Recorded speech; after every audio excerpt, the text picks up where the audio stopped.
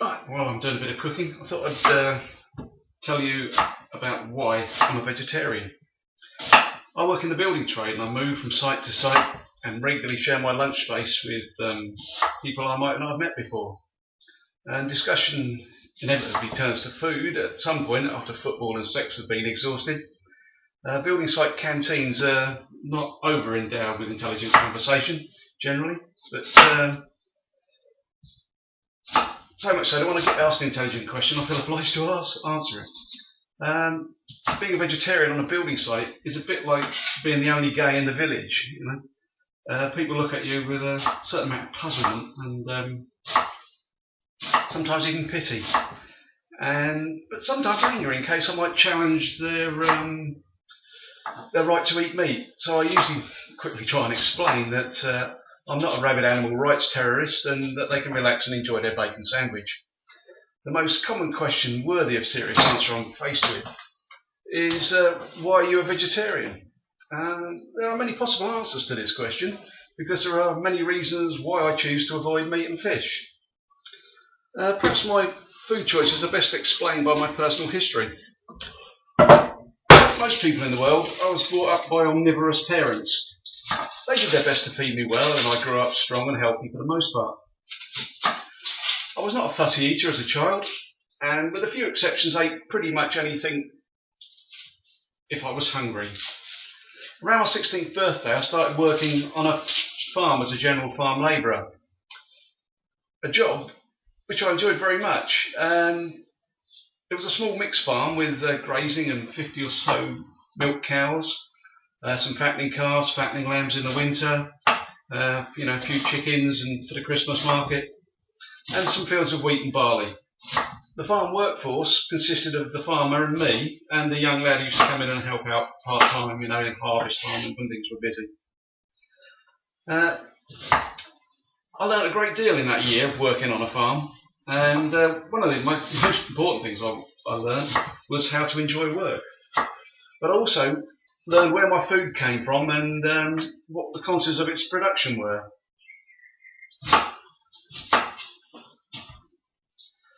The small mixed farm that I worked on is, by all accounts, a thing of the past. But the basic principles of farming remain. It's just the technology and the scale of the production that have moved on. Almost all the food we eat is grown on farms, and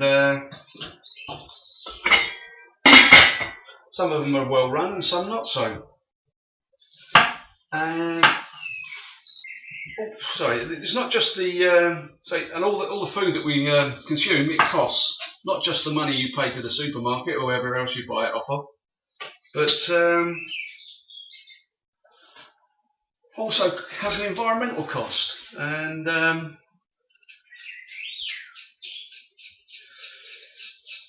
so it's not just the immediate cost of buying it, but also the environmental costs and the animal welfare costs too. The environmental costs of meat production are very steep. It takes at least 10 kilograms of vegetable protein to produce a kilogram of meat protein. Chickens turn vegetable protein into meat a little more efficiently than cattle, but it still takes a lot. But the thing about the chickens is they're kept in conditions of such cruelty, really, that it is a shame on anybody who eats the stuff, to be honest. And even more of a shame for those who profit from its production and its sale, really.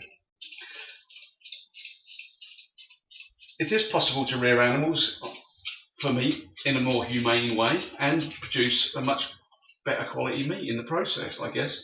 So if you are inclined to eat meat, I'd ask you to have a think about that and make that choice, to eat better quality meat, perhaps a little less of it. And that way that you can do your bit for improving the welfare of farm animals.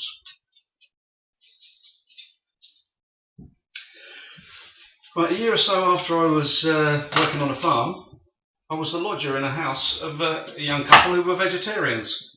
So I ate what they ate, and I got, quite used to it, and not being a fussy eater, just got on with it.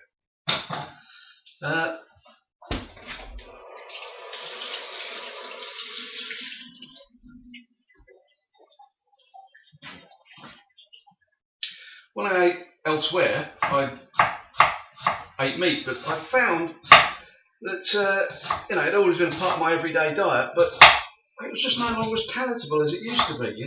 Having not eaten it for a while, I just found that when I started to eat it again, it just I really noticed the effect that it was having on me. That it just didn't taste nice anymore.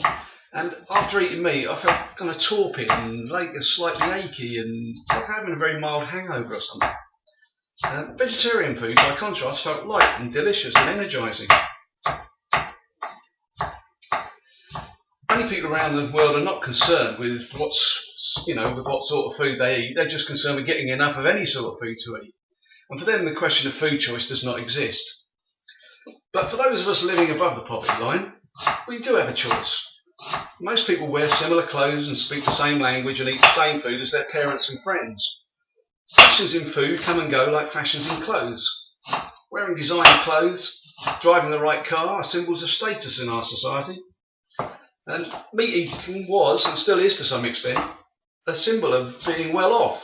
Poor people eat lentils, rich people eat steak. These ways of thinking are deeply ingrained in our culture. The challenge is to challenge the culture and question why we eat what we eat. We live in a society with shops and supermarkets that contain a bewildering array of foodstuffs. We are blessed with a choice of foods from around the world. And meat is an easy way to get most of the nutrients your body needs. It's a body you're eating after all. The long-term health problems of overconsumption of meat are well known and well documented. If a vegetarian diet is to give you all the nutrients your body needs, it does require a little more effort. But that effort is repaid manyfold. It is not the health benefits of a diet based on vegetables and pulses that makes me choose vegetarian food. It is the way it makes me feel that does it for me. For me, vegetarian food is not about not eating meat or fish. It's not about denial. It's about choosing quality.